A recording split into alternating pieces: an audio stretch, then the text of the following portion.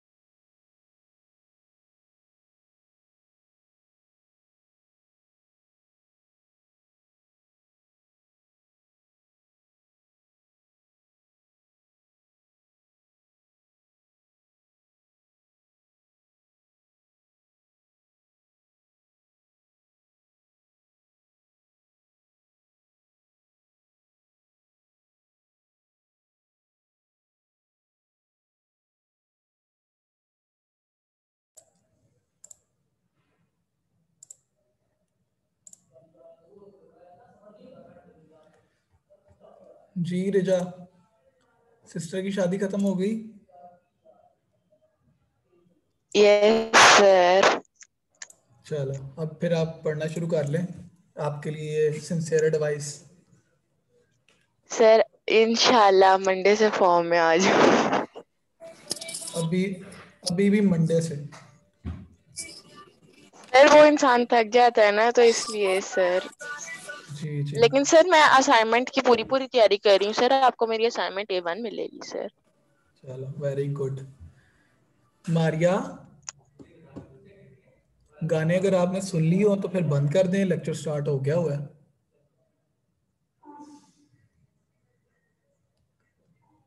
मनान बेटे, पिछले लेक्चर में क्या पढ़ा था? सर हमने पढ़ा था एक्सरे इमेजिंग सिस्टम के बारे में कि ये किन किन बेसिस पे मतलब डिवाइड वगैरह होते हैं, ऑन बेसिस ऑफ कि हम किस चीज के लिए एक्सरे को यूज कर रहे हैं और तीन कितनी तीन पावर मेजर मतलब सिस्टम, पेनिट्रेटिंग पावर। तीन मेजर कंपोनेंट्स कौन से होते हैं एक्सरे सिस्टम के?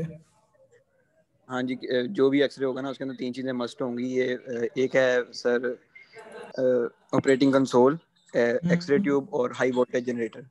वेरी गुड, बहुत अच्छे यार, पढ़ा है इसका मतलब।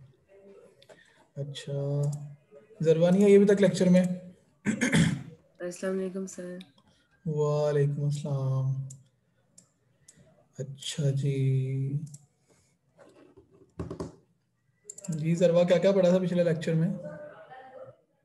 सर एक्सरे इमेजिंग सिस्टम के बारे में पढ़ा था। जैसे अब्दुल मनान ने बताया कि 3 मेजर कंपोनेंट्स थे हमारे पास। ऑपरेटिंग कंसोल था और हाई वोल्टेज जनरेटर था और साथ हमारे था एक्सरे ट्यूब थी। वो तीनों हमारे ऑपरेटिंग सिस्टम में ही होते हैं। मतलब एक एग्जीबिनेशन जो हमारा रूम होता है ना, जिसमें सारा ऑपरेट करना होता है, उसी सिस्टम के अंदर होते हैं। और केवीपी और एमए जो हमारा मेन होता है, उससे हम मेजरमेंट इसकी लेते हैं, ठीक है, ठीक सिस्टम है, में। और बस जो ठीक है, ओके फिलामेंट ओके, को जो सारे हीट वोल्टेज। बस। Okay sir. मोइज बेटे,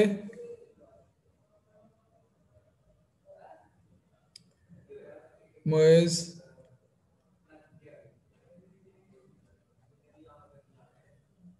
बेटे मुझे आप बताएं कि क्या नाम है, जो है एमएएस, वो कैसे बनता है? मैंने लास्ट लेक्चर में बताया था कि वो एमएएस कैसे बनता है, बताएं ज़रा मुझे।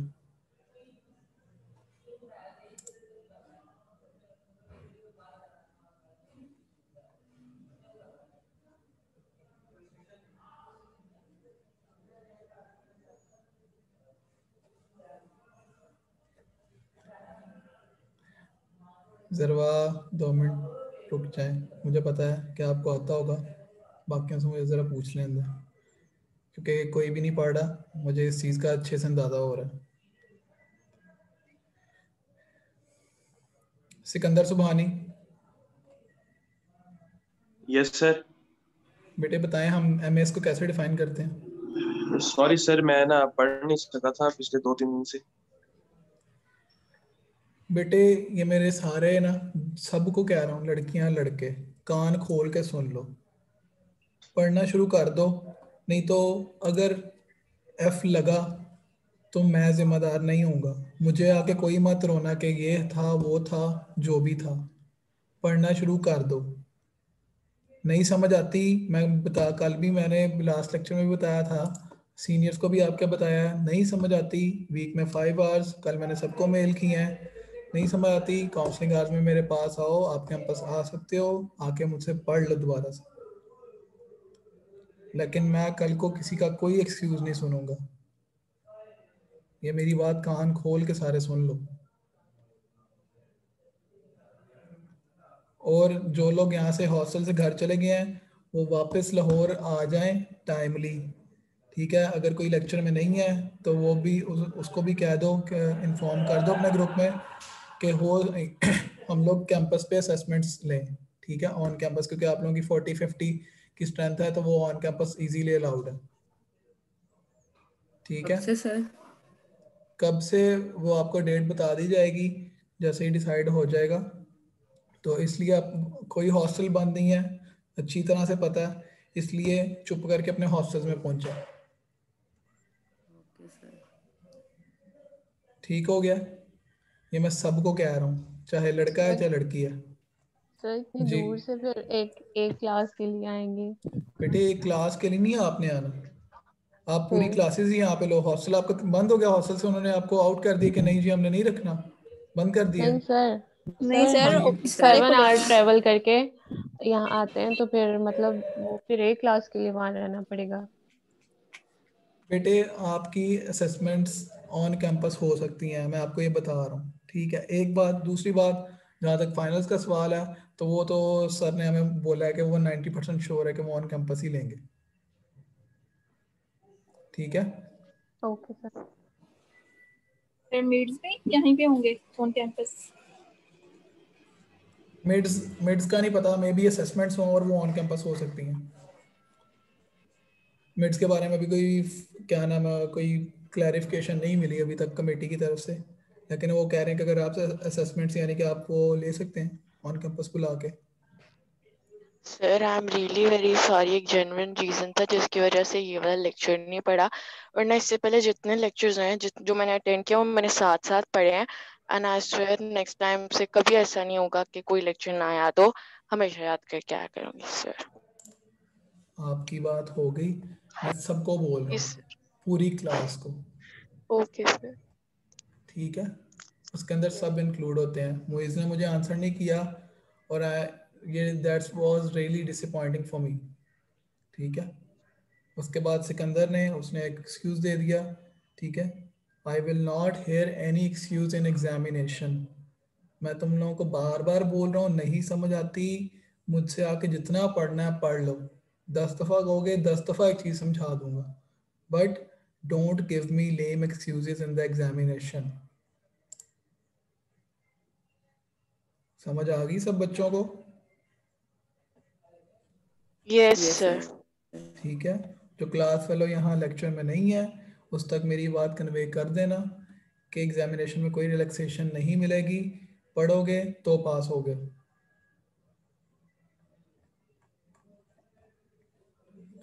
और बुक पढ़ो, बुक पढ़ो, बुक पढ़ो, स्लाइड्स पढ़ो लेकिन बुक पढ़ो, एक्स्ट्रा नॉलेज मिलेगा, वो नॉलेज यूजफुल होगा, कभी ज़ाया नहीं जाएगा।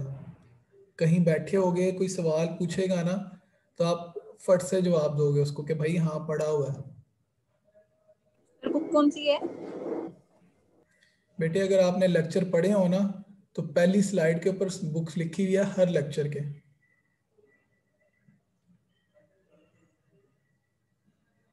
अभी भी अगर आप गौर से देखें स्लाइड को तो लिखा हुआ है उसके ऊपर बुक कौन सी है, जरा बताओ कौन सी बुक है।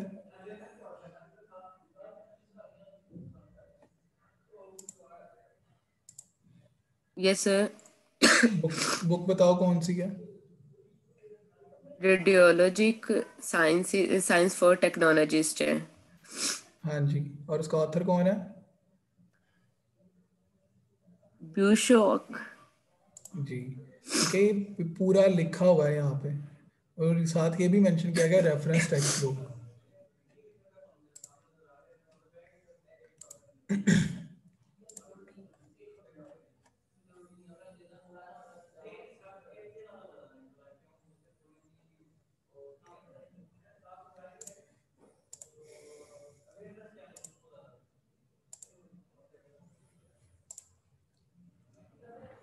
रिमशा,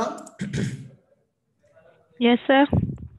मुझे ये बताएं कि हम लोग जो MS KVP सिलेक्ट करते हैं वो सिर्फ हम क्या नाम ऑपरेटिंग कंसोल से ही सिलेक्ट कर सकते हैं, कहीं और उसके कंट्रोल्स मौजूद होते हैं। क्या? KVP और MS के जो कंट्रोल्स हैं यस। वो ऑपरेटिंग कंसोल के अलावा कहीं पे मौजूद होते हैं। मेजरमेंट मीटर से भी करते हैं सर कंट्रोल्स को। बेटे मैं जो सवाल पूछ रहा हूँ उसका आप जवाब नहीं दे रहे। मैं कह रहा हूँ कि जो हम कंट्रोल बटन्स हमारे पास मौजूद होते हैं वो ऑपरेटिंग कंसोल के अलावा कहीं पे और भी मौजूद होते हैं कंट्रोल्स। सर बस ठीक है, नहीं, ओके नहीं होते। ठीक है, okay.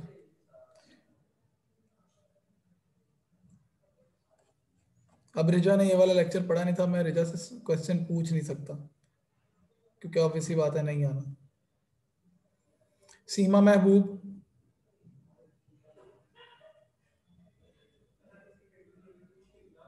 Ji sir. Answer my question. Sir मुझे नहीं आता पिछला लेक्चर, अभी पढ़ना था। Very good. हिरा बिनत रजा,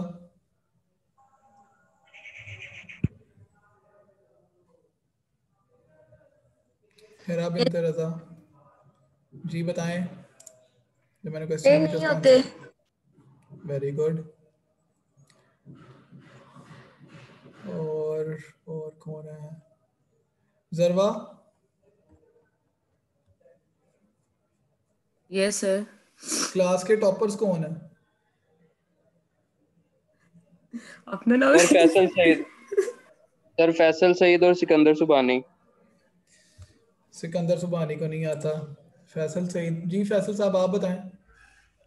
सर आराम से सुने। सर मैं टॉपर नहीं हूँ सर। क्या हुआ। Sir Mahjabeen Talib. I am not in a mood of joke. Sir वो क्वेश्चन का पता नहीं है सर, वो नेट ड्रॉप हो गया था सर। क्वेश्चन मेरा ये था बेटे कि ऑपरेटिंग कंसोल के ऊपर जो MS और KVP के मैंने आपको बताए थे कि कंट्रोल्स मौजूद होते हैं, वो वहाँ के अलावा और कहाँ पे मौजूद होते हैं, या होते भी हैं या नहीं, ये बताओ। सर ये नहीं पता सर। Very good. और अनम नासिर, क्या नाम, अनम फातिमा या अनम नौरीन, कौन है क्लास का टॉपर। सर अनम नरीन से पूछे। जी अनम बेटे बताओ।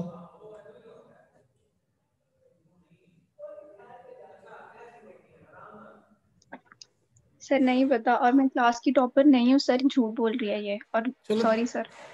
टॉपर नहीं भी है हाँ, एटलीस्ट अगर I have taught you all this and you people are just saying कि सर नहीं होते। यार I have shown you with the image.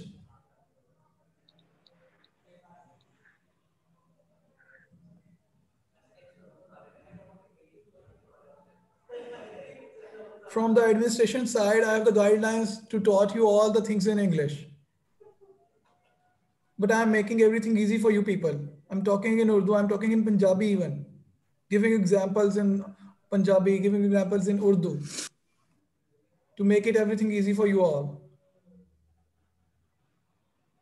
But I think it's not working. I should come here taught you everything in English, and after that I should leave. Right? This is the way then.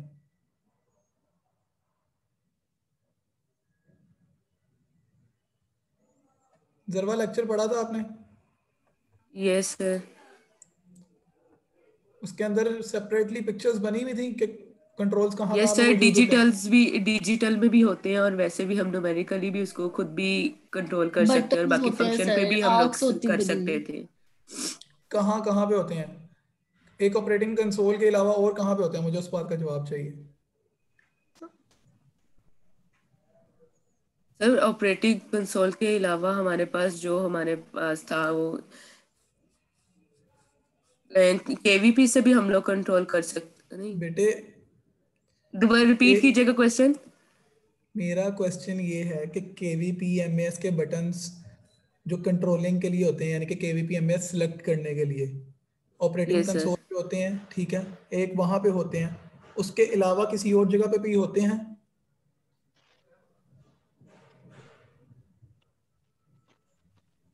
Sir हमारा जो system होता है उस पे होते हैं, मतलब उस पे डिजिटली भी कौन सा सिस्टम? वही जवाब चाहिए मुझे।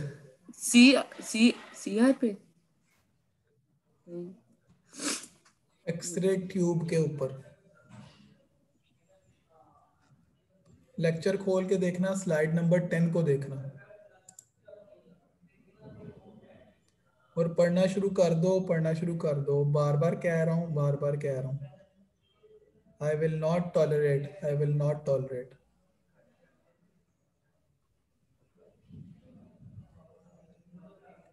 सर एक्सरे ट्यूब के ऊपर कैसे होंगे?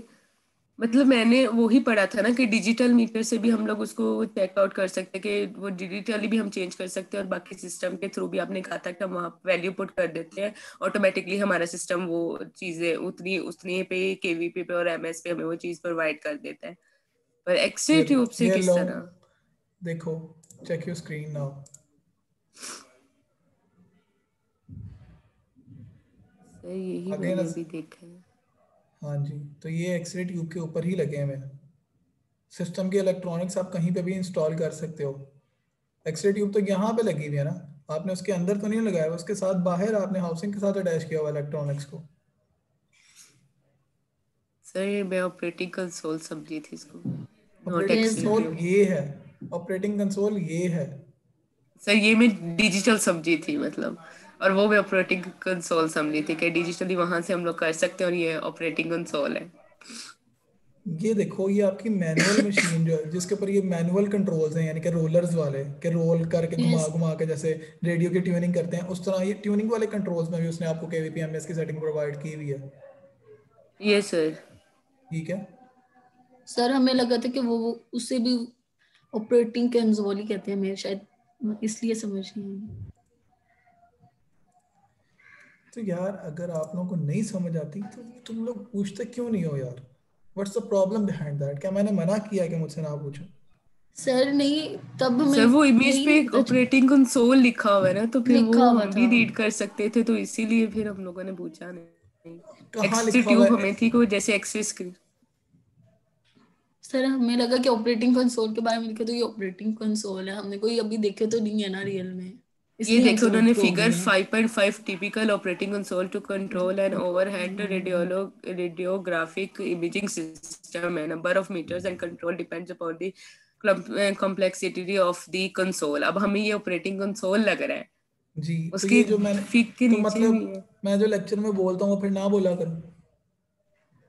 नो सर, आपने शायद बोला था, लेकिन हमें पता ही नहीं चला जी, आपने कभी वाली बात बताई है। और आप लोगों ने ये वाले इमेजेस भी नहीं देखे होंगे। फिर पहला इमेज ये वाला डाला हुआ, और मैंने एक एक चीज का अलग बताया था कि ये एक्सरे ट्यूब है, ये टेबल है, ये है।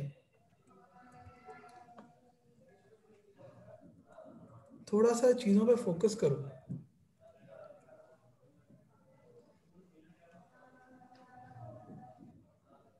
ठीक है? Okay sir. मैं यही तो पूछ रहा हूँ कि मैंने आप लोगों को बोला कि एक तो ऑपरेटिंग कंसोल सेपरेट पड़ा होता है, उसके अलावा वो वाले कंट्रोल्स कहाँ पे होते हैं? यही सवाल मैंने पूछा है। हाँ, एक्सरे ट्यूब के साथ यानी कि इलेक्ट्रॉनिक्स अटैच की होती है उन्होंने, क्या वहां से भी सेलेक्ट कर लें, बट हर सिस्टम में नहीं होती।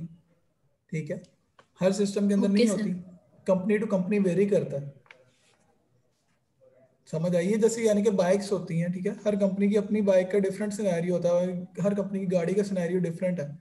चाहे Yes, इंजन sir. की उसकी कैपेसिटी सेम है, कोई 1700 है, 1800 है, 2000 सीसी है, ठीक है, इंजन कैपेसिटी सबकी सेम है, लेकिन हर गाड़ी का बाहर का मेकअप डिफरेंट है।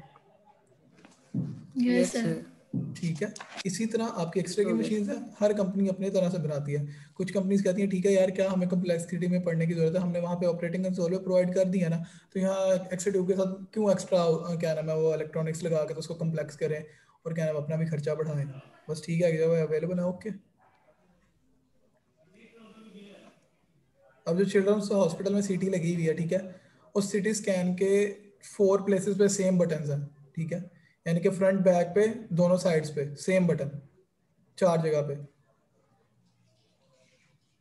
ठीक है। तो हर ओके कंपनी का सर। अपना होता है, कुछ कंपनी उन्होंने 2 जगह पे प्रोवाइड किए हैं, सिर्फ बैक पे नहीं किया, फ्रंट पे बस 2 किए हैं। ओके ठीक हो सर। गया, ठीक हो गया सर। चीज़ों पे थोड़ा जी सा सर। फोकस करो, और जो नहीं पढ़ रहा वो पढ़ना शुरू कर दे, मैं बता रहा हूँ। रिजा का घर कहाँ पे है?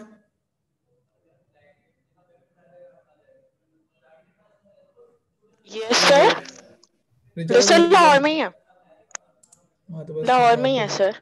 हाँ बस आपको तो कोई मसला नहीं है ना। बाकी जो हॉस्टल वाले हैं वो चुप करके वापस पहुंच जाए, ठीक है। घरों में रह के क्या करना, मुझे सिर्फ इस बात का जवाब दे दो। सर एक्सपेक्टेड डेट क्या है? बेटे एक्सपेक्टेड डेट कोई भी नहीं है, लेकिन मैं आप लोगों को पे थोड़ा सा ये लीनियंट हो जाऊंगा कि आप लोगों को 1 वीक पहले इन्फॉर्म कर दूंगा कि ये वाली डेट पे हो सकता है। समझ आ गई? Okay sir. Okay. Okay sir. Sir दिसंबर में ही है। होपफुली।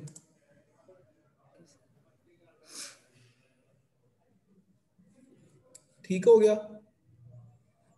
सर और असेसमेंट्स क्लास में में क्विजेस भी कैंपस में होने हैं? ये मैंने अभी सोचा नहीं है, वैसे that's a really good idea. No sir. ये बहुत अच्छा आइडिया है कि आप कोई सामने बिठा के लो ताकि तुम लोग चीटिंग ही नहीं कर सकोगे। बहुत no fit sir. Idea. Sir नहीं सर, पहले इतने मुश्किल मुश्किल सब्जेक्ट्स आए हुए हैं इस बार। कौन से मुश्किल सब्जेक्ट हैं, जरा मुझे बताएं तो सही आप। अल्ट्रा सर था अगर सर। आप इस तरह क्विज ना लीजिएगा, वाइवा ले लीजिएगा हमसे, लेकिन जी अभी कैंपस में ना बुलाइएगा। क्यों? सर बुला कैंपस ले, में कोई क्यों? मसला नहीं है। जी कैंपस में क्यों ना बुलाऊं? This thing will not be decided by you people, it's on my end. Okay sir. Okay sir. जी सर कब आना है? रिचा बताएं, मैंने क्या बताया कि मैंने कब बुलाया? सर ने कहा है कि आप लोग जो लोग हॉस्टल में रहते हैं वो अभी आ जाएं, क्योंकि अभी ये चीज़ कंफर्म नहीं है कि कब से होंगे, और आप लोग की क्लास की स्ट्रेंथ वैसे ही कम है, तो मतलब आप लोगों के एग्जाम्स वगैरह जो भी असेसमेंट वगैरह हैं मेरे सब्जेक्ट की वो ऑन कैंपस ही होंगी, तो लिहाजा जो हॉस्टल वाले हैं वो आ जाएं वापस हॉस्टल्स में, और कुछ भी नहीं कहा सर ने। ओके ठीक हो गया। हाँ तो फिर अकेले क्या बोला? अकेले क्या? सर वहाँ पे अब अकेले रहना होगा ना, कोई भी नहीं होगा। सर रूममेट्स भी गई हुई हैं। ओहो, आप लोग तो सारी जिंदगी यस कभी सर। अकेले रहे ही नहीं है, आप सर लोगों को मैं तो भी पता ही फ्लैट नहीं। पे अकेला होता हूँ तो फिर ऐसे डर लगता है। अहमद तेरे को मैं ऐसे जिन निकालूंगा ना, लड़का कोई ना उठ के बात करे, मैं पहले बता रहा हूँ। सर कोई डर नहीं लगता। लड़का मुझे कोई कोई बात ना करे, समझ आ गई है? सर अपना हॉस्टल भी छोड़ दिया था 10 साल पहले ही। ओके सर, लेकिन मैं ना लंबे प्लान करके आया कोई हुआ था। बात नहीं है। अहमद बेटे, ये मैं लंबे प्लान आपसे बाद में सुनूंगा, ठीक है। मैं पहले बता रहा हूँ कि ऑन कैंपस हो सकता है, ठीक है। मुझे कोई एक्सक्यूज ना दे कि मैं सर यहाँ पे हूँ, मैं यहाँ पे हूँ, क्योंकि ऑनलाइन का वही इशू रहना है, सर जी मेरा नेट नहीं आ रहा, ये हो गया था, वो हो गया था, सर आप व्हाट्सएवर, अभी ठीक है। हुक्म करें, अभी आ सर आप जाएंगे। इन्फॉर्म कर सर आप दीजिएगा बस ऑर्डर 1 वीक लगाएं, बस पहले। हम आ जाएंगे, कोई टेंशन वाली बात ही नहीं है। हाँ तुसी मेरे शहजादे सर पुत्र एक है, दफा ठीक आप है ना एक मेल कर दें, एक मेल कर दें हमें। जी। आ जाएगी सर मेल हम घर आपको। वालों को दिखा सकें। जी आ जी जाएगी सर। आप लोगों को मेल, आ जाएगी। और कुछ? नो सर, नहीं सर एक वीक बस पहले बता दीजिएगा। ठीक है, चलो अब लेक्चर आज का स्टार्ट करने लगा। Filament transformer. The full title for this filament transformer is a filament heating isolation step down transformer. It steps down the voltage to the approximately 12 volt, क्योंकि पीछे से जो हमें बिजली प्रोवाइड की जा रही होती है वो 220 से 220 तक होती है, 200 to 220 वोल्टेज पे आ रही होती है, ठीक है। फिर आगे ऑटो ट्रांसफार्मर उसको कंपनसेट करके 100 to 150 में लेके आता है, देन वो फिर प्रोवाइड की जाती है आगे आपके हाई वोल्टेज जनरेटर को, ठीक है। हाई वोल्टेज जनरेटर फिर आगे उसको फिलामेंट ट्रांसफार्मर को देता है, फिलामेंट ट्रांसफार्मर अपने अकॉर्डिंगली उसको 12 वोल्ट पे लेके आता है। इस बात की समझ आ गई? हमारी जो कैबिनेट पड़ी होती है एक्सरे रूम के अंदर, हमारी जो कैबिनेट एक्सरे रूम में पड़ी होती है उसके अंदर सबसे पहले लगा होता है ऑटो ट्रांसफार्मर। ऑटो ट्रांसफार्मर का काम क्या है कि पीछे से अगर 200 वोल्ट आ रहे हैं तो उनको 150 तक लेके आए, ठीक है। अगर 100 वोल्ट आ रहे हैं तो उसको वो 130 तक लेके जाए, यानी कि अपनी कैपेसिटी को पूरा करे, उसके बाद आगे एक्सेस सिस्टम को प्रोवाइड करें, ठीक है। फिर आगे एक्सेस सिस्टम के अंदर हाई वोल्टेज जनरेटर लगा होता है, ठीक है, जो वोल्टेज अपने हिसाब से एडजस्ट करके एक्सरे ट्यूब को देता है। और फिर आगे फिलामेंट ट्रांसफार्मर अलग से लगा होता है, क्योंकि मैंने दिखाया था कि आपके फिलामेंट के लिए करंट अलग से आता है और पूरे एक्सेस सिस्टम के लिए करंट अलग से आता है, अलग से आता है, ठीक हो गया। तो फिर आगे फिलामेंट ट्रांसफार्मर लगा होता है, वो क्या करता है कि जी उसका वो जो 100 to 150 वोल्टेज को है ना, उसको और कम करके 12 वोल्ट पे ले आता है, तो इसलिए हम इसको क्या बोलते हैं, स्टेप डाउन ट्रांसफार्मर, ठीक हो गया। Yes sir. The secondary windings are heavily insulated from the primary windings. In the filament transformer, the primary windings are of thin copper and carry a current of 0.5 to 1 ampere and approximately 150 volt. ठीक है, primary के अंदर क्या बता रहा है कि 0.5 to 1 ampere का करंट और 150 वोल्ट तक होता है, जिसको स्टेप डाउन करके तो 12 पे ले आता है। The secondary windings are thick and approximately 12 volt electric potential and carry a current of 5 to 8 ampere, ठीक है। अब यहाँ पे हाई वोल्टेज जनरेटर करंट को जो है वो ज्यादा कर देता है, ठीक हो गया। Yes sir. और मैं मेरी एक और बात याद होगी, जरवा मुझे बताओ, मैंने कहा था कि एक करंट को हम एम्पेयर में मेजर करते हैं और दूसरे को मिली एम्पेयर में करते हैं, दोनों कौन कौन से करंट थे? सर दोबारा रिपीट कीजिएगा। एक करंट को हम मिली एम्पेयर में मेजर करते हैं और एक को एम्पेयर में करते हैं, वो कौन कौन से करंट थे? एक ही जगह पे हैं और अभी भी वो हैं, सामने ही लिखे हैं। सर मैं बताऊं? जी आप बता दें मुझे, कौन सा सर जो कैथोड से एनोड, कैथोड वो से एमए में आते हैं। हाँ, और जो फिलामेंट वाला, और जो हाँ, दूसरा फिलामेंट वाला, जो फिलामेंट वाला करंट है वो एम्पेयर में है। वेरी गुड, शाबाश। देखो इस तरह याद रखा करो चीज़ों को, ताकि मुझे भी फील हो कि यार मैंने अगर पढ़ाया तो इन लोगों ने उससे कुछ अब्जॉर्ब किया, ठीक है। अब ये वो पीछे वाली डायग्राम है जो मैंने पहले दिखाई थी, ठीक है, ये फिलामेंट ट्रांसफार्मर है, ये आगे देखो, ये पीछे वाइंडिंग्स ज़्यादा है, आगे वाइंडिंग्स कम है, ठीक हो गया, क्योंकि उन्होंने वोल्टेज को डाउन करना है और ये बीच में इंसुलेशन लगी हुई है, ठीक हो गया। Yes sir. Yes sir. अब आगे है एक्सपोजर टाइमर्स। एक्सपोजर टाइमर्स का क्या मतलब है कि हम एक्सपोजर के टाइम को कैसे कंट्रोल करेंगे। For any given radiographic examination, the number of X-rays that reach the image receptor is directly related to both the X-ray tube current and the time that the X-ray tube is energized. ठीक हो गया। X-ray operating consoles provide a wide selection of X-ray beam on times, and when used in conjunction with the appropriate MA station, provide an even wider selection of values for MA. ठीक हो गया। Exposure timers एक special devices होती हैं जिनसे हम exposure का time कितनी देर इरेडिएट किया जाएगा पेशेंट को, उससे हम वो सिलेक्ट कर सकते हैं, ठीक है। Yes sir. ये आगे उसने अब एग्जांपल दे दी है, क्या दिया उसने कहा, अगर केयूबी examination radiography of kidney ureters and bladder. केयूबी का क्या मतलब पता है? किडनी का के, यूरेटर का यू, ब्लैडर का B. KUB means kidney ureter bladder का एक्सरे, ओके। Yes sir. ठीक है, calls for 70 kVp and 40 mAs के, अगर एक केयूबी एग्जामिनेशन के लिए हमें 70 kVp और 40 mAs चाहिए, ठीक है। और if the radiological technology selects 200 mAs station, ठीक है, वो जो उसके पास ऑपरेटिंग कंसोल है उसके ऊपर उसने 200 सेलेक्ट किया है, तो कितना एक्सपोजर टाइम चाहिए होगा उसने नीचे कैलकुलेट करके बताया कि 40 mAs divided by 200 mA, it means 0.2 second, ठीक है। उसको आपने मल्टीप्लाई बाय 100 करके तो मिली सेकेंड में कन्वर्ट कर लिया, क्या आया? 200 मिली सेकेंड, ठीक है। इसी तरह क्या कह रहा है कि अगर lateral cerebral angiogram calls for 74 kVp and 220 mAs, ठीक है, and if A generator has a 1000 mA capacity, ठीक है, जनरेटर 1000 mAh तक की कैपेसिटी रखता है और आपने उसको 1000 पे ही रखा हुआ कि हमें 1000 mAh ही करंट प्रोवाइड करो, ठीक है। 1000 mAh मींस 1 एम्पेयर, ठीक हो गया? Yes sir. ठीक है, तो वो आपने उसको उसी पे रखा हुआ है 1 एम्पेयर पे ही, ठीक है। तो what is the shortest exposure time possible, ठीक है, कितना शॉर्टेस्ट पॉसिबल हो सकता है? तो वही उसने 20 mAh को जितना रिक्वायर्ड था उसको डिवाइड कर लिया जो सिस्टम प्रोवाइड कर रहा है। तो क्या है 0.02 सेकंड मींस 20 मिली सेकंड, मतलब सेकंड के भी कोई 2000वें हिस्से में, ठीक है, इतनी देर में आपका वो एंजियोग्राम हो जाता है, यानी कि इन अ ब्लिंक ऑफ आई। ठीक हो गया? Yes sir. Yes sir.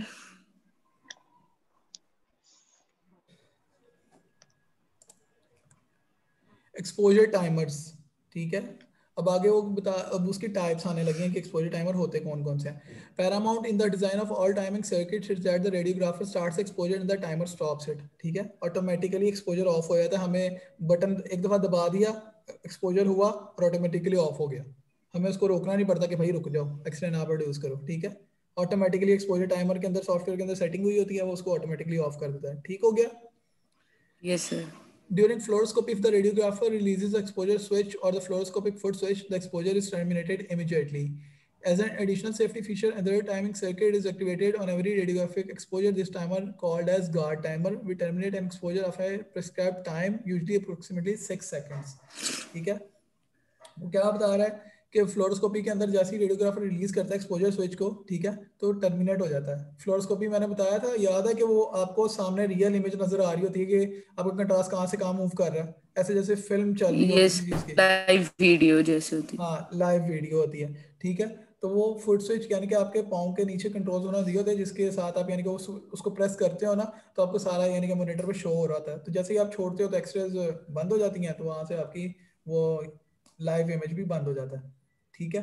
तो वो क्या कह रहे हैं कि उस तरह भी एक्सपोजर ऑफ हो जाता है, लेकिन अगर आप करना भूल गए, आपने दबा के रखा हुआ है, तो गार्ड टाइमर, ठीक है, ये एक और एडिशनल सेफ्टी फीचर है, वो साथ साथ ऑन हो जाता है। तो वो 6 सेकंड के बाद ऑटोमेटिकली खुद ही एक्सपोजर को बंद कर देता है, ठीक हो गया? क्यों? ताकि पेशेंट को रेडिएशन ना ज़्यादा जाए, कि आप अगर भूल गए हो या गलती से पाँव ऊपर आ गया आपका फुट स्विच के, ठीक है, आप अपना कोई और काम कर रहे हो, ठीक है, तो पेशेंट को रेडिएशन ना जाती रहे। समझ आ गई?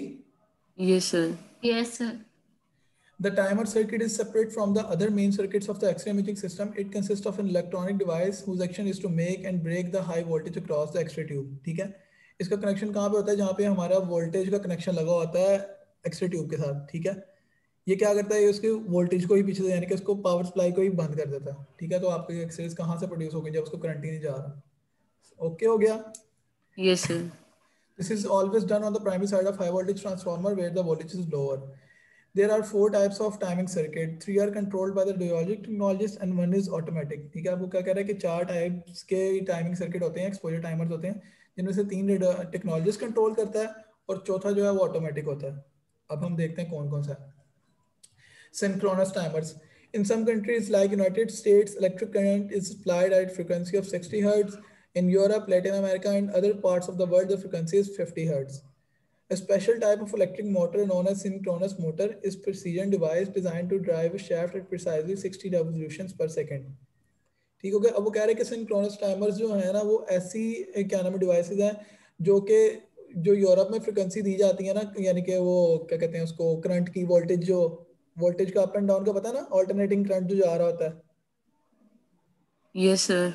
पहले पढ़ा हुआ है ना कि वो ऑल्टरनेटिंग करंट और डायरेक्ट करंट कैसे जाता है वेव फॉर्म्स की शक्ल में। Yes sir. ठीक है, तो वो जो वेव फॉर्म्स है ना, उसको ये बोल रहा है कि वो 60 हर्ट्ज यानी कि 60 पर सेकंड जाती हैं वेव फॉर्म्स, ठीक है।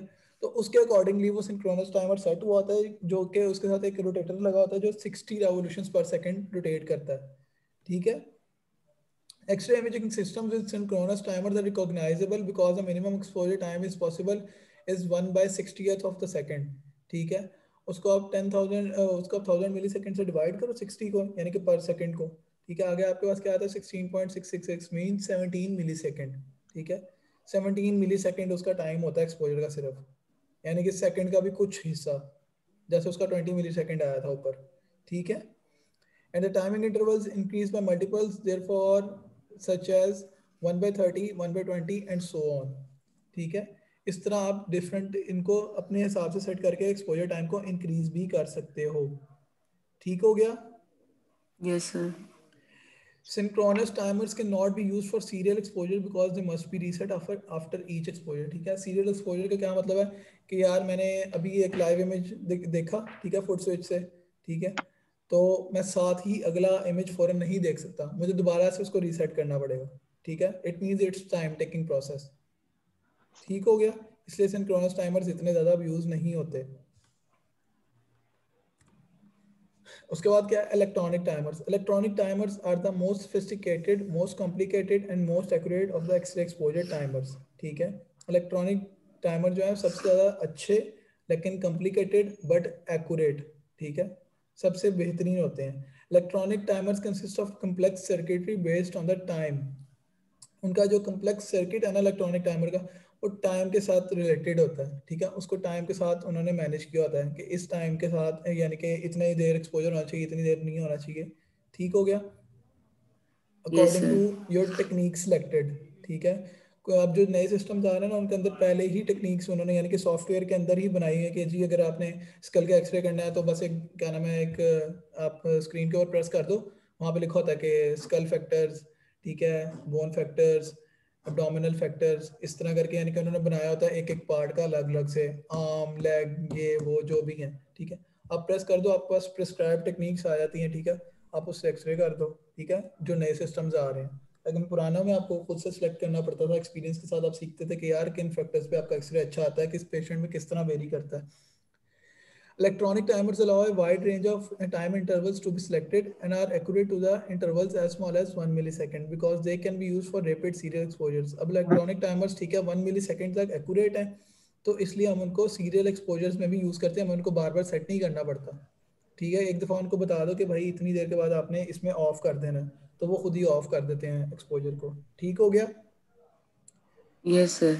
They are particularly suitable for interventional radiographic procedures. Interventional radiography का मतलब ये होता है कि हम क्या नाम है कोई इंटरवेंशन करें यानी कि कोई अल्ट्रासाउंड गाइडेड बायोप्सी करें या फिर हम एंजियोग्राफी करें यानी कि कैथेटर डाल के, तो हम क्या नाम है हार्ट की इमेजिंग जो करते हैं उसको हम इंटरवेंशनल रेडियोग्राफी कहते हैं। ठीक हो गया? Yes sir. Most exposure timers are electronic and are controlled by microprocessor. उसके बाद क्या है? MAS timers. Most X-ray apparatus is designed for accurate control of tube current exposure time. However, the product of MA and time MAS. अब दोबारा देख लो भाई कि MAS क्या होता है? Product of milliampere and time के कितनी एक्सरेज प्रोड्यूस हुई कितने टाइम के लिए। ठीक है, समझ आ गई है सबको? Yes sir. Yes sir. अब दोबारा मैंने पूछा और किसी ने मुझे कहा ना कि MAS का पता नहीं है, फिर देख लेना तुम लोग। The product determines the number of factors emitted and therefore the exposure of the image receptor. A special kind of electronic timer called MAS timer monitors the product of MA and exposure time and terminates exposure when the desired MAS value is attained. ठीक हो गया? इस बात की समझ आ गई है कि MAS timer क्या काम करता है? Yes sir. The MAS timer is usually designed to provide the highest safe tube current for the shortest exposure for any MAS selected. Because the MAS timer must monitor the actual tube current, it is located on the secondary side of the high voltage transformer. इसमें कोई मसला? No. अब आगे आ गया है आपकी last form जिसको हम कहते हैं ऑटोमेटिक एक्सपोजर कंट्रोल। ये आपके हाथ में नहीं होता, ये ऑटोमेटिकली सिस्टम के अंदर पीछे से ही लगाया गया होता है। जैसे गार्ड टाइमर है ना कि वो 6 सेकंड्स के बाद ऑफ कर देगा, इसी तरह ही ऑटोमेटिक एक्सपोजर कंट्रोल मैन्युफैक्चरर की तरफ से सेट किया गया होता है।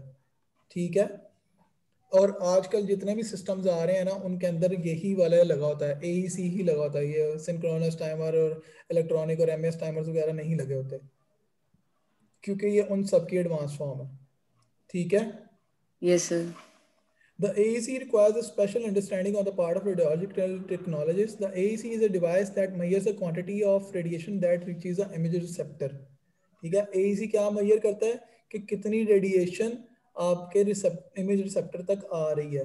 ठीक है, क्या? It automatically terminates the exposure when the image receptor has received the required radiation intensity. ठीक है, ये क्या करता है? ऑटोमेटिकली ही अपनी क्या नाम है वो एक्सपोजर को ऑफ कर देता है जब रेडिएशन इंटेंसिटी एक रिक्वायर्ड पे पहुंच जाती है।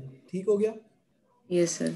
The type of AEC used by most manufacturers incorporate a flat parallel ionization chamber। ठीक है, ये AEC एक्चुअली होता क्या है? फ्लैट पैरेलल प्लेट होती है जो कि आयोनाइजेशन चेंबर होता है। ठीक है, कहाँ पर रखा जाता है? Position between the patient and the image receptor. The chamber is made radiolucent so that it will not interfere with the radiographic image। ठीक है, रेडियोल्यूसेंट का क्या मतलब होता है? मैंने पहले लेक्चर में बातें बताई थी। रेडियोल्यूसेंट रेडियो पे क्या होता है? किंजा बताएगी।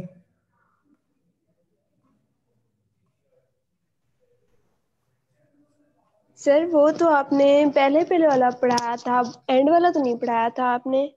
हाफ स्लाइड्स पढ़ी थी ना हमने। मैंने पहले लेक्चर्स में बताया था कि रेडियो पे एक रेडियोल्यूसेंट क्या होता है, स्टार्ट के लेक्चर्स में। मुझे नहीं याद अभी। Aqsa, Arshad, yes sir. आप बताएं। सर मैंने आपको लास्ट लेक्चर में बताया था कि मैंने लेक्चर्स नहीं लिए। तो ये मसले।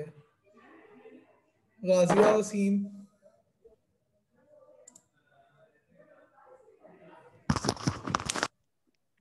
सर जी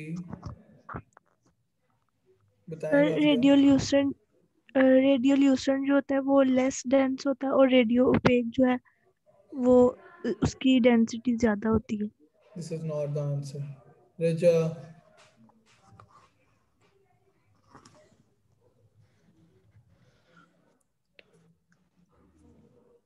रजा, यस सर। हैंड रेज किया सर था। रेडियोल्यूसेंट वो होता है, सर रेडियोल्यूसेंट वो होता है जिसके अंदर से एक्सरे बीम पास करती है, और रेडियो ओपेक वो होता है जिसमें से वो रेजिस्ट करती है, एक्सरे बीम पास नहीं करती है। वो डेंस होता है, वो इतना डेंस नहीं होता। एब्जॉर्प्शन। ठीक है, जो चीज़ एक्सरे को अब्जॉर्ब करके अपना एक ओपेक शेडो क्रिएट करे। ठीक है, जैसे कि मैंने आपको शायद आपके फर्स्ट एक्सरे इंट्रोडक्शन लेक्चर में बताया था कि एक कॉइन है। ठीक है, वो बिल्कुल वाइट वाइट नज़र आ रहा है, इसका मतलब है कि वो रेडियो ओपेक है, उसने रेज को पास नहीं होने दिया, इसलिए उसकी एक वाइट डेंसिटी अपीयर हुई है। ठीक है, उन ऑब्जेक्ट्स को कहते हैं रेडियो ओपेक। और जिसके अंदर से रेडिएशन पास कर जाए, जैसे कि आपका अब्डोमिनल रीजन है, वहां से रेडिएशन ऑलमोस्ट सारी पास कर जाती है। ठीक है, विजरास का शेडो बहुत लाइट लाइट बनता है, तो हम उसको बोलते हैं रेडियो लूसेंट। किंजा समझ आ गई है? गाजिया समझ आ गई है? जी सर आगे। दोबारा मैंने पूछा कभी और आप लोगों को ना आया तो मैं फिर देख लेना, बहुत बुरा पेश आऊंगा। आप लोग नहीं पढ़ रहे, नहीं पढ़ रहे।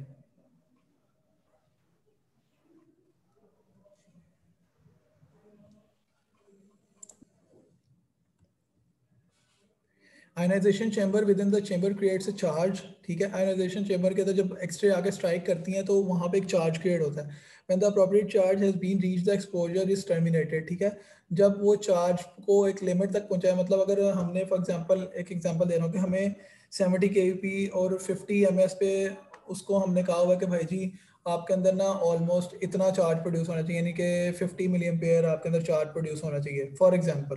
ठीक है, तो जब वो 50 मिलियन पर प्रोड्यूस हो जाता है ना, चाहे वो 20 मिली सेकेंड में हो जाए, 15 में हो जाए, ठीक है, 1 सेकेंड में हो जाए, तो उसके उसके बाद एक्सपोजर ऑफ हो जाएगा ऑटोमेटिकली। समझ आ गई इस बात की? Yes sir. When an automatic exposure control X-ray imaging system is installed, it must be calibrated by making exposures of a test object। ठीक है, जब AEC सिस्टम के अंदर इंस्टॉल होता है तो उसको कैलिब्रेट किया जाता है, यानी कि उसकी सेटिंग्स की जाती हैं। कैसे?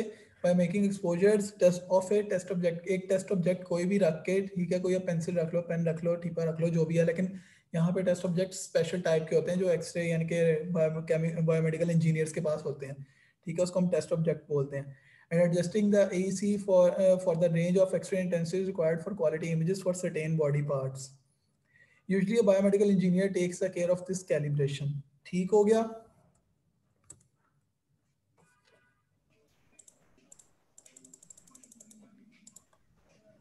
After the AEC is in clinical operation, the radiological technology selects the type of examination. ठीक है, जो ऐसे मैंने आपको बताया कि आप select करते हो कि जी क्या नाम है, मैंने abdominal X-ray करना है, ठीक है, तो which then sets the appropriate MA और KVP, तो वो automatically MA और KVP को set कर देता है.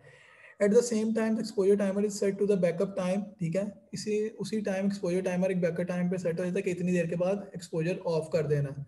When the electrical charge from the ionization chamber reaches a preset level, कि जैसे क्या उसको बताया जाता है कि भाई इस टेक्निक के ऊपर आपने इतना चार्ज प्रोड्यूस होने पे एक्सपोजर को ऑफ कर देना है, ठीक है, तो जब उस लेवल पे पहुंच जाता है, signal is return to the operating console, एक सिग्नल दोबारा वापस जाता है ऑपरेटिंग कंसोल के पास, फिर द एक्सपोजर इज टर्मिनेटेड.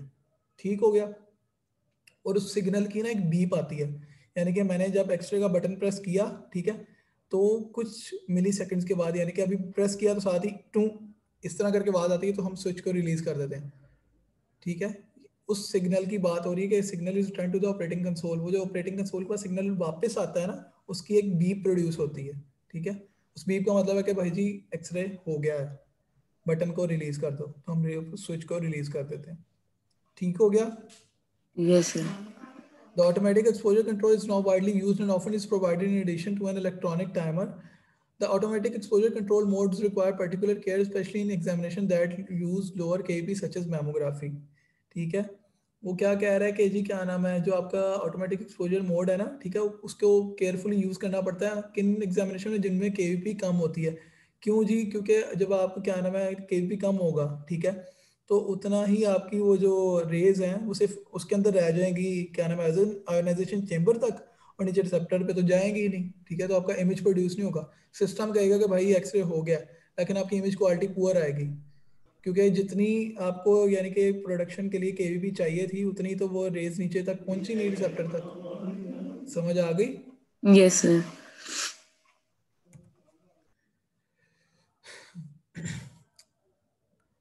अच्छा जी, हाई वोल्टेज जनरेटर.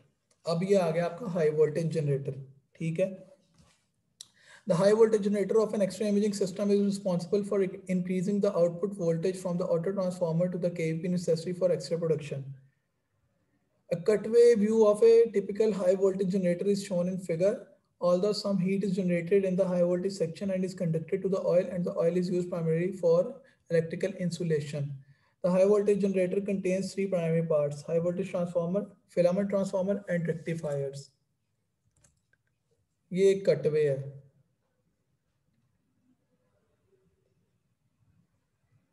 ठीक है, इसके अंदर कैथोड का क्या नाम है वो है कनेक्शन प्लेस, एनोड की कनेक्शन प्लेस, फिलामेंट का ट्रांसफार्मर, ठीक है, डायोड, रेक्टिफायर और high voltage transformer.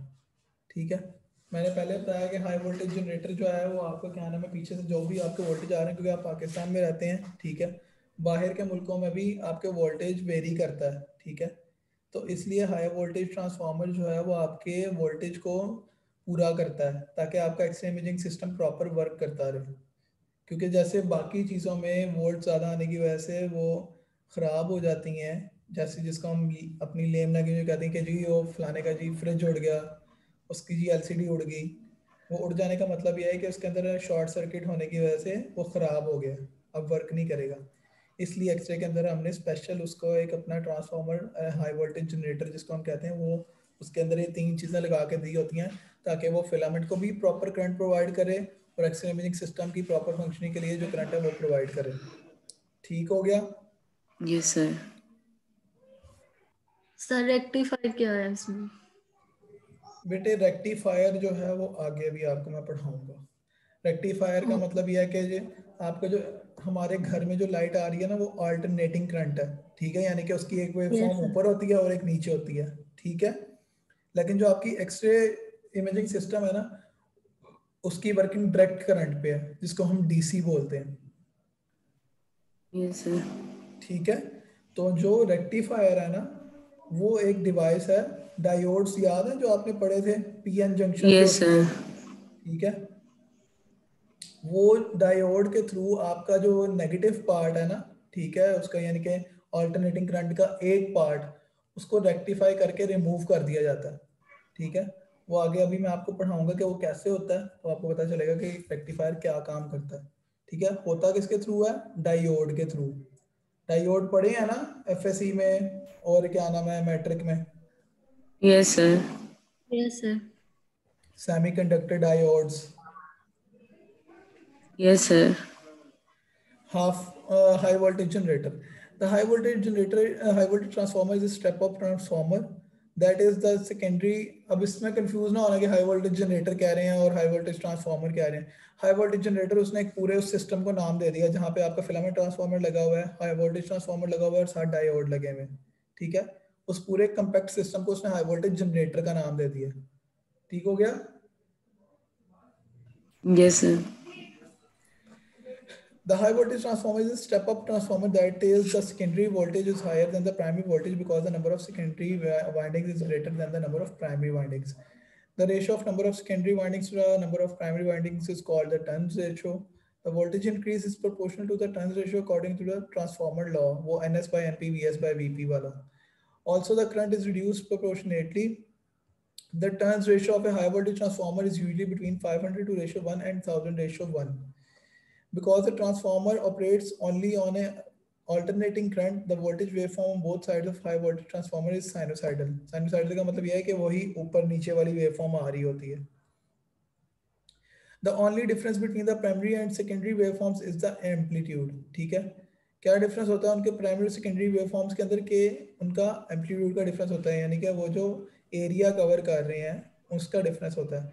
The primary voltage is measured in volts and secondary voltage is measured in kilovolts. ठीक हो गया? The primary current is measured in amperes and the secondary current is measured in milliamperes. ये उसकी diagram है.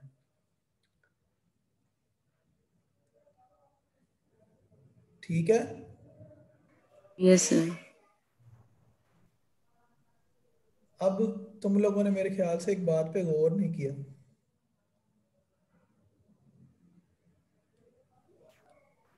Waves पे नहीं, number of turns पे नहीं, रिजा रेक्टिफायर पे रिजा यस सर, यस सर. नहीं ना जाग रही आप भी? सर मैं जाग रही हूँ सर, मैं सुन रही हूँ साथ साथ सर. सर ये कि टंगस्टन वो फिलामेंट वाला और दूसरा ट्रांसफार्मर दोनों अलग अलग हो. ना जी ना, बिल्कुल भी नहीं. वाइंडिंग्स. अभी अभी थोड़ी देर पहले मैंने कोई बात बताई है.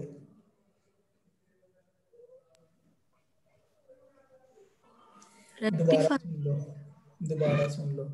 सर एम्पलीट्यूड वाली एरिया नहीं, दोबारा सुन लो. पहली बात, घर में जो करंट आता है एसी आता है, ठीक है, वो अल्टरनेटिंग आता है. और एक्स-रे ट्यूब के लिए क्या चाहिए? डीसी. ठीक हो गया? एक बात होगी.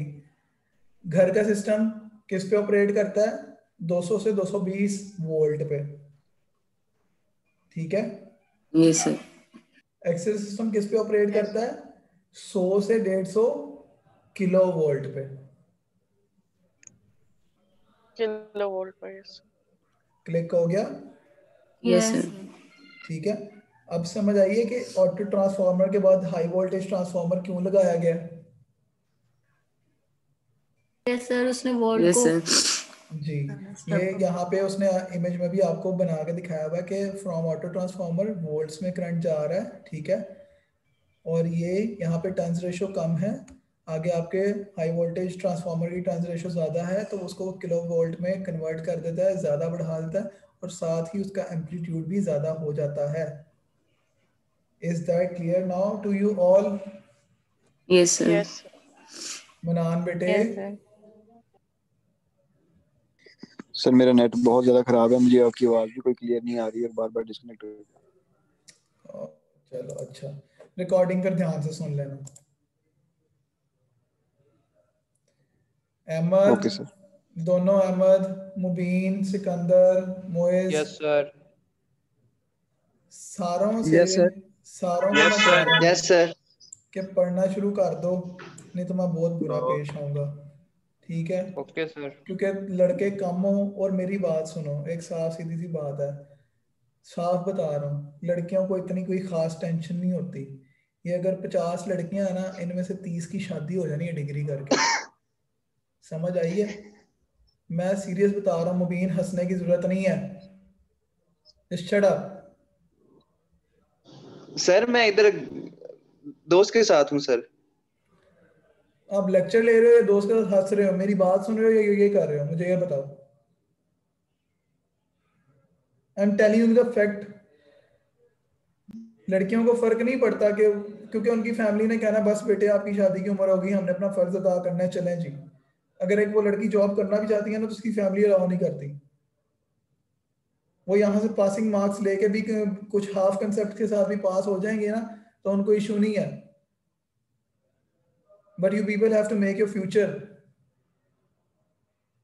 लड़कों के लिए चीजें आसान नहीं होती, लड़कियों के लिए भी आसान नहीं होती, बट उनको कुछ और तरह के इश्यूज फेस करना पड़ते हैं। लेकिन लड़कों को जब मार्केट में आके पता लगता है कि भाई जूतियां पड़ती हैं ना, फिर पता लगता है कि यार किस तरह चल रहा है सीन। इसलिए किसी के साथ मेहरबानी नहीं करनी है आपने, अपने साथ खुद मेहरबानी करो। मुबीन बेटे, जी सर। समझ आ रही है आपको मेरी बात? जी सर। सर वो सर मैं आपकी बात सुन रहा हूँ सर, वो दोस्त सर कर रहा था, इस वजह से सर हुआ। चलो कोई बात नहीं। खैर मैं सब लड़कों को कह रहा हूँ कि आप लोगों को स्ट्रेस आउट कर रहा हूँ कि आप लोग सब पढ़ो, सब पढ़ो। लेकिन ये डिफरेंस एक फैक्ट है कि लड़कियों के सिनेरियोज डिफरेंट होते हैं, लड़कों के सिनेरियोज डिफरेंट होते हैं। ठीक है? मेरी अपने क्लास के, यानी कि मैं अब अगर अपनी क्लास की बात करूं तो मेरी क्लास की अभी क्या नाम है, हम लोग टोटल 25 थे। ठीक है? मैं अकेला लड़का था, 24 लड़कियां थी। ठीक है? 3-4 वैसे ही जॉब करेंगे, बस हमारा दिल नहीं कर रहा, पीछे हम 20 रह गए। ठीक है? उन 20 में से जो 19 लड़कियां हैं, 10 की होगी है शादी। ठीक हो गया? वो लोग तो वैसे ही काम से गए हैं। पीछे 9 रह गए हैं। उन 9 में से क्या नाम है, मैं जॉब पे आ गया हूँ। ठीक है? एक और लड़की है जो यानी कि मेरी कंपिटिटर थी। ठीक है? उसकी भी एक जगह जॉब हो गई है। ठीक है? एक्सरे में ही, ऑल दो छोटी है लेकिन जॉब हो गई है। पीछे 7 लोग रह गए, वो चिल्ड्रन हॉस्पिटल में इंटर्नशिप कर रहे हैं। ठीक हो गया? इसलिए लड़कों के लिए भाई काम बहुत मुश्किल है। तो पैसा लगा रहे हो तो यार उसको अवेल करो। समझ आ गई है? इंशाल्लाह सर सब अच्छा होगा, आप बस दुआ करें। ठीक है? और वे जो अहमद, ही कौन सा उस दिन जो अहमद था जो मुझे कह रहा था 30,000 की इंटर्नशिप मिल जाती है। बेटे यहाँ पे अवाम पैसे पे करके इंटर्नशिप करती है। शौकत खानम प्राइवेट वालों से आई थिंक अगर आपको कोई रेफरल नहीं है ना, वो 10,000 रुपीज लेता है। एक डॉक्टर साहब हैं शादमान में, बहुत उनका नाम है, क्या नाम है, वो अल्ट्रासाउंड सिखाते हैं। आई डोंट नो, उनका नाम मेरे माइंड से निकल गया। ठीक है? उनकी अपनी सिर्फ अल्ट्रासाउंड की लैब है। वो 50,000 रुपीज 3 मंथ्स का चार्ज करते हैं अल्ट्रासाउंड की ट्रेनिंग का। और आप लोग मुझे फर्स्ट इंट्रो में बता रहे थे कि जी 30,000 इंटर्नशिप में मिल जाता है। अगर मिलता है तो मैं कहता हूँ मुझे लगवा दो यार कहीं पे। यहाँ तो इंस्टेड आपको अपने पल्ले से पे करना पड़ता है भाई। अपना माइंड मेकअप इस तरह का बनाओ कि भाई हमने कॉम्पिटेंट बनना है। मार्केट में जाओ तो पता चले कि भाई कोई बंदा आया है। समझ आई है? ये मैं सब लड़कों को कह रहा हूँ। ठीक हो गया? Yes sir. आई थिंक आज के लिए ज़रा ये तुम लोगों के लिए थोड़ा मुश्किल हो जाएगा। रेक्टिफिकेशन मैं तुम लोगों को नेक्स्ट लेक्चर में पढ़ा दूंगा। ठीक है? जी सर। ठीक है? आज के लिए तुम लोग इतना एब्जॉर्ब कर लो यहाँ तक कि हाई वोल्टेज जनरेटर और ये सब कुछ। ठीक है? ये सब इलेक्ट्रॉनिक टाइमर्स वगैरह, रेक्टिफिकेशन नेक्स्ट लेक्चर में पढ़ाऊंगा। इधर मैं अटेंडेंस तो आज लगाऊंगा भला, ये इधर इतनी आवाम मेरे पास शो हो रही है और आते सिर्फ 30 बच्चे हैं। जोबिया कलसूम है?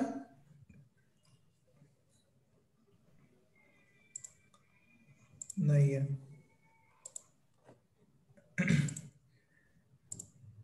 जोनिश?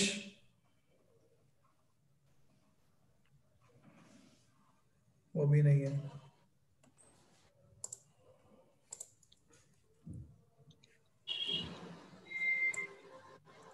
Zeeshan Ali, yes sir. उमैर खान, उमैर खान भी नहीं है।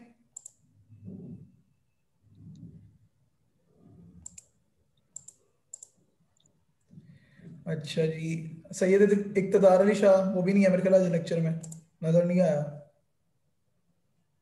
यस सर, नहीं है। Sadat Ali, yes sir. Good. नूर नवाज है, ओके। मुनीबा बशीर, बेशक हैंड रेज कर दो, नहीं बोलना तो यस सर। ठीक है। Mohammad Rauf, present sir. बिलाल,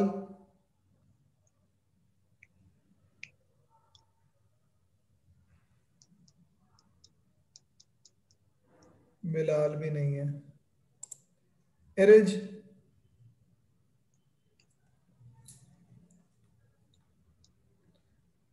आमना हसीब, नहीं है। Yes sir. ठीक हो गया। अब्दुल बसीर, ये भी नहीं नहीं है। है। अकबर अब्बास, प्रेजेंट बड़ी सर। जल्दी, चलो शुक्र है हाथ खड़ा कर लिया, अभी एब्सेंट लग जानी थी। अकबर अब्बास है, अब बोल प्रेजेंट दो, सर। चलो ठीक हो गया।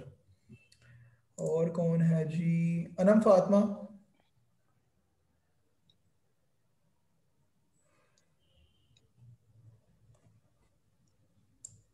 अनम फातिमा भी नहीं है।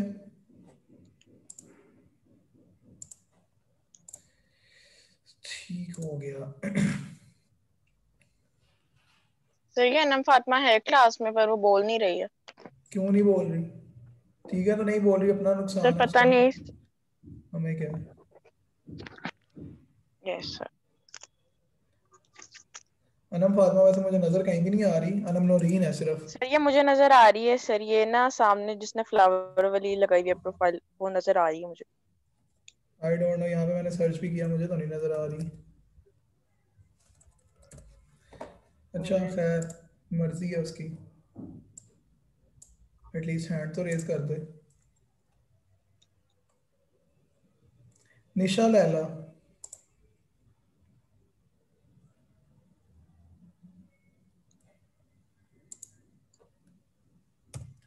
निशा लैला, वो भी नहीं है क्लास में।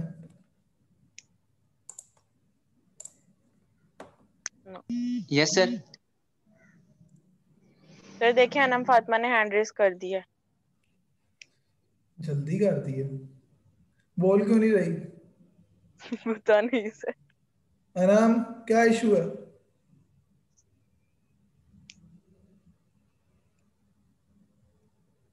अब इन्होंने कहना कोई माइक का इशू है सर, नेट स्लो है, ये है तो वो है।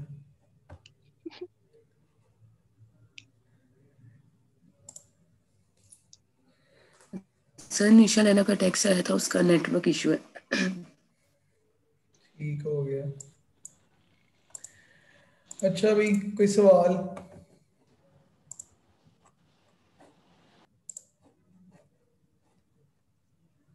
कोई सवाल? सर मेरी अटेंडेंस। सर मेरी अटेंडेंस नहीं हुई। हो गई सर है, मेरी भी नहीं हुई। जिनका मुझे पता था उनकी हो गई भी है, इसीलिए मैं बीच में से रैंडमली पूछता हूँ, क्योंकि मुझे पता है बीच में से वाम सोई भी है या भागी भी है।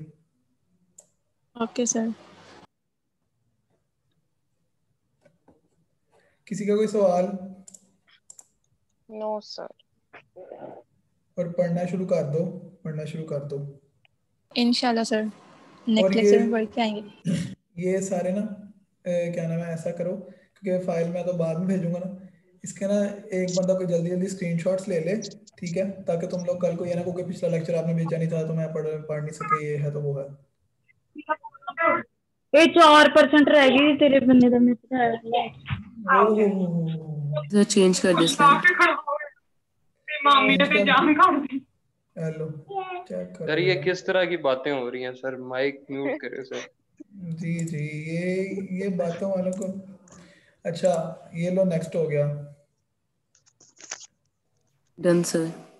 Next done. Yellow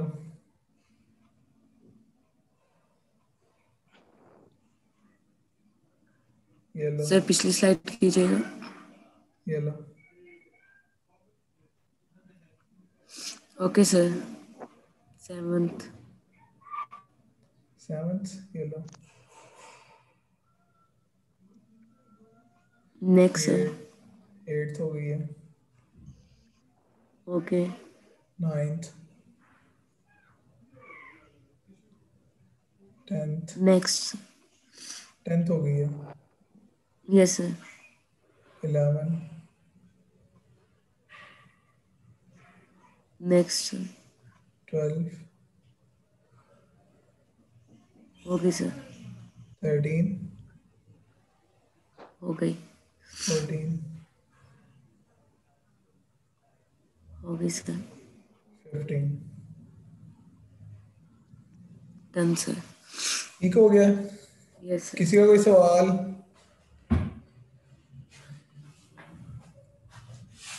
no sir. चलो ठीक हो नो गया। सर। अल्लाह हाफिज। अल्लाह हाफिज सर। अल्लाह हाफिज सर। अल्लाह हाफिज।